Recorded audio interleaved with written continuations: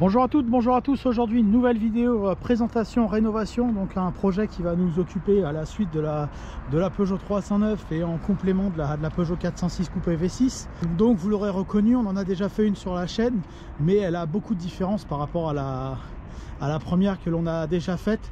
Donc celle-ci c'est une 205 SR de 1986, donc là elle fait vraiment partie des toutes premières séries produites.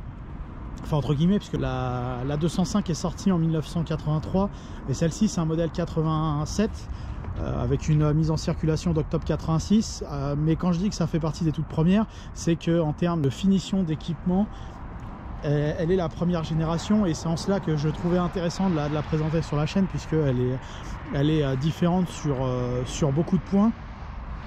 Donc à savoir que la SR était un modèle moyen hausse dans la gamme 205 à l'époque. Au-dessus on pouvait avoir la GT et bien sûr la fameuse GTI. Et en plus de ça, celle-ci elle a la particularité d'avoir beaucoup de travail à faire dessus.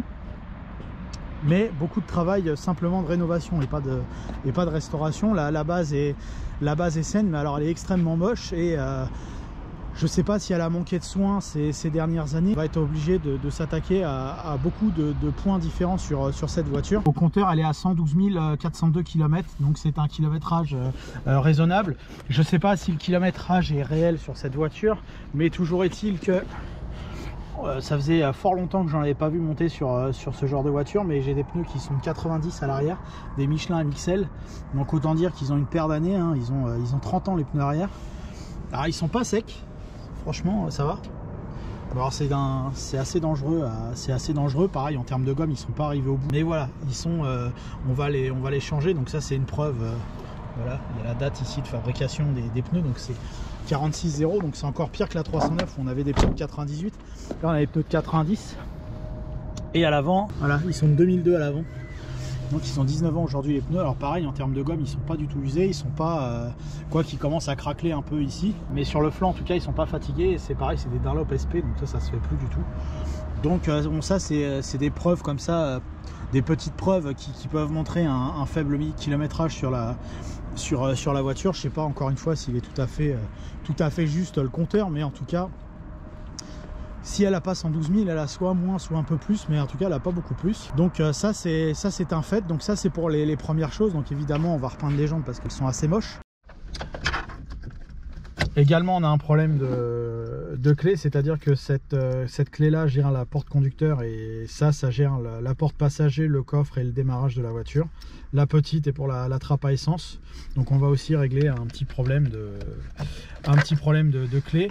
Sinon hormis ça, puisqu'on est en train de parler de la clé, on va démarrer la voiture pour se rendre compte qu'elle démarre au quart de tour avec le petit bruit spécial des moteurs Talbot.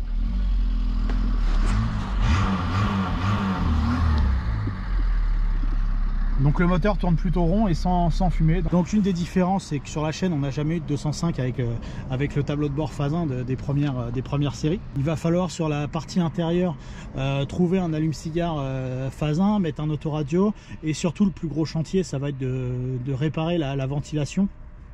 Le coup classique sur les 205 première série, bah, c'est la ventilation qui marche pas. Alors il y a plusieurs possibilités de problèmes, donc on va essayer de résoudre ça et de trouver la raison pour laquelle ça marche pas. Alors j'ai l'impression que quand je le mets à moitié comme ça, il fonctionne en vitesse 1, ce qui fait que ça nous sauve un petit peu, surtout par la météo actuelle qui est assez froide. J'ai le siège conducteur qui est pas bon, donc il va falloir trouver le même siège et en propre. Bien sûr un nettoyage général, essayer de sauver les différents plastiques. C'est plutôt propre, il y a simplement les plastiques de côté, on va essayer de leur redonner une seconde jeunesse, et la plage arrière qui doit être morte. J'ai pas enlevé le tissu, tiens on va le faire en direct. Qu'est-ce qu'elle nous dit? Bah elle doit être cassée, enfin j'en sais rien, mais en tout cas elle est déteinte, et puis il y a un magnifique tissu qu'on va virer. Voilà, donc sinon pour l'arrière, bah, remis le fait que ce soit crade, il n'y a pas grand chose. Il va y avoir un lustrage général parce que là on peut voir qu'il y a une petite marque ici, voilà. On a une absence de rétroviseur, donc c'est un rétro spécifique phase 1, hein. On verra ça dans la vidéo de la rénovation.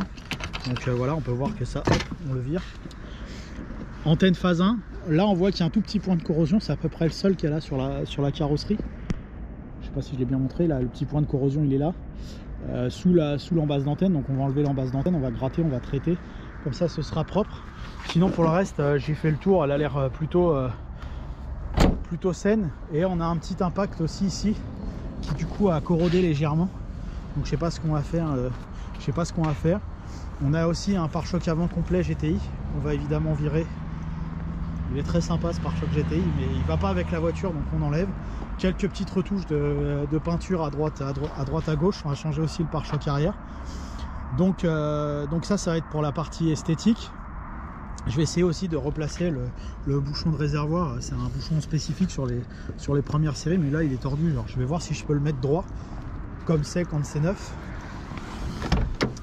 Donc hormis ce tableau de bord et ces selleries spécifiques aux premières générations de 205, autre spécificité de cette voiture et de cette 205 première génération, un magnifique moteur XY7. On n'en voit plus beaucoup des comme ça, donc c'est un moteur Talbot. C'est entre 1300 et 1400 cm3, donc c'est super crade, mais c'est assez propre en termes de fuite. Il n'y a pas l'air d'avoir grand chose.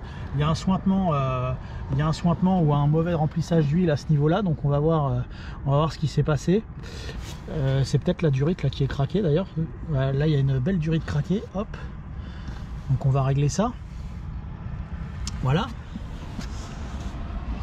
Et puis on va faire un contrôle général de l'ensemble de la voiture pour améliorer tout ça.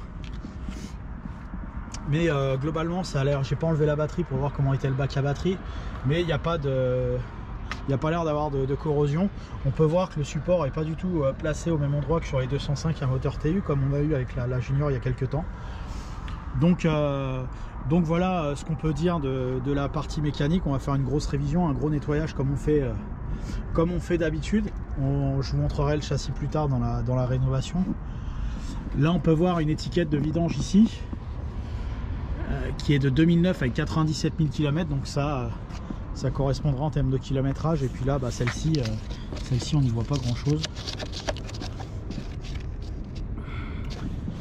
On n'y voit pas grand chose là. Et puis si on tire la jauge ici, lui il est quand même assez propre hein, pour un... Alors, évidemment j'ai pas fait la vidange hier hein, mais lui il est assez propre. Donc c'est pas un moteur qui a 300 000 bornes non plus. Le contrôle technique a été passé, il est en contre-visite pour certaines choses, entre autres pour le rétroviseur. Côté passager on n'a pas de rétro, c'était pas obligatoire dans les années 80. Pour les pneus c'est juste mentionné. Il y a a priori un petit problème de flexible de frein, donc on va regarder ça. Donc il va y avoir une purge de frein, peut-être le changement du mètre-cylindre, on va regarder. Donc voilà, mais en tout cas elle a passé un contrôle technique en contre-visite. On a 2 mois pour faire les travaux. Donc petite remise à niveau esthétique, petite remise à niveau de l'intérieur, un gros nettoyage, un gros lustrage, une bonne révision mécanique. Et malgré l'état qui pourrait paraître assez défraîchi de cette voiture au jour d'aujourd'hui, bah, franchement il y a un sacré potentiel à en faire, et on peut faire une belle petite 205 SR très bien rénovée, et encore une de sauvée. Donc voilà, on va continuer sur cette lignée là. Donc évidemment ce sera pas c'est encore une 205 blanche, mais c'est pas du tout la même, donc c'est pratiquement une nouvelle voiture.